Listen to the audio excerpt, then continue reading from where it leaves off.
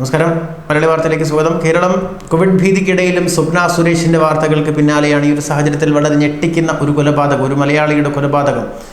മയാമിയിലാണ് ആ കൊലപാതകം നടന്നിരിക്കുന്നത്. മലയാളി നേഴ്സ് മെറിൻ ജോയി ഭർത്താവിൻ്റെ കുത്തേറ്റ് മരിച്ച വാർത്ത വളരെ ഞെട്ടലുണ്ടാക്കാൻ തന്നെയാണ്. US-ലെ മലയാളി സമൂഹം ഏറെ ആശങ്കയോടുകൂടിയാണ് ഈ ഒരു വാർത്തയെ കാണുന്നത് എന്നുള്ളതാണ്. കോവിഡുമായി ബന്ധപ്പെട്ട ആശങ്കകൾക്കിടയിലാണ് അപ്രതീക്ഷിതമായ ഈ ഒരു സംഭവം ഉണ്ടാകുന്നത്. എന്നെ അപായപ്പെടുത്താൻ ഭർത്താവായ ഫിലിപ്പ് മാത്യു എത്തുമെന്ന് മെറിൻ ഭയന്നിരുന്നു എന്നുള്ള കാര്യമാണ് ഇപ്പോൾ വ്യക്തമാക്കപ്പെട്ടിരിക്കുന്നത്. ആ ഭയം അതുപോലെ തന്നെ നടന്നിരിക്കുന്നു.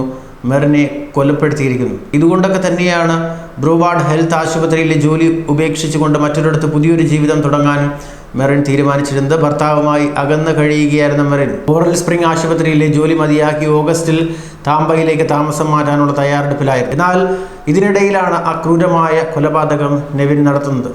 കുടുംബകലഹമാണ് കൊലപാതകത്തിലേക്ക് നയിച്ചതെന്നാണ് പോലീസിന്റെ പ്രാഥമിക നിഗമനം. കൊലപ്പെടുത്തണമെന്ന ലക്ഷ്യത്തോടു കൂടി തന്നെയാണ് നെവിൻ എത്തിയത് എന്നാണ് സൂചന.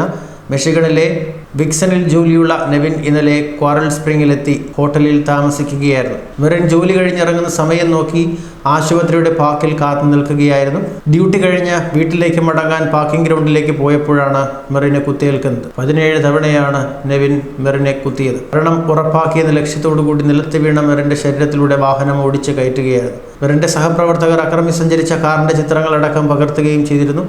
ഉടൻ തന്നെ പോലീസിൽ അറിയിക്കുകയും ചെയ്തതോടെ പോലീസ് അറസ്റ്റ് വേഗത്തിലാക്കി. എന്തായാലും ഞെട്ടിക്കുന്ന ഈ ഒരു വാർത്ത വിശ്വസിക്കാനാകാത്ത തരത്തിലാണ് സഹപ്രവർത്തകർക്കുള്ളത്.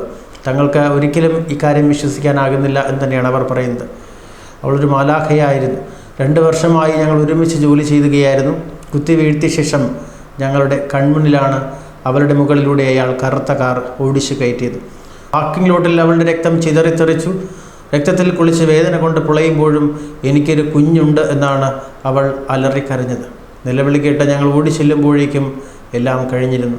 ആശുപത്രിയിലെ സഹപ്രവർത്തകരിൽ ഒരാൾ ഏറെ സങ്കടത്തോടുകൂടി കുത്തേറ്റ മെറിനെ പോലീസ് ഉടൻ തന്നെ പാപാനോ ബീച്ചിലെ ആശുപത്രിയിൽ എത്തിച്ചുവെങ്കിലും രക്ഷിക്കാൻ കഴിഞ്ഞിരുന്നില്ല. സംഭവ സ്ഥലത്ത് നിന്ന് പോയ നെവിനെ പിന്നീട് ഹോട്ടൽ മുറിയിൽ നിന്നാണ് പോലീസ് പിടികൂടുന്നത്. ഇയാൾ സ്വയം കുത്തി മുറിവേൽപ്പിച്ച നിലയിലാണ് ഹോട്ടലിൽ കാണപ്പെട്ടത്. മിഷിഗണിലെ വിക്സണിൽ ജോലി ചെയ്യുന്ന നെവിൻ ഇന്നലെ കാറിൽ സ്പ്രിംഗ്സിലെത്തി ഹോട്ടലിൽ താമസിച്ചു. ഡെസ്ക് പ്രവാസി മലയാളി.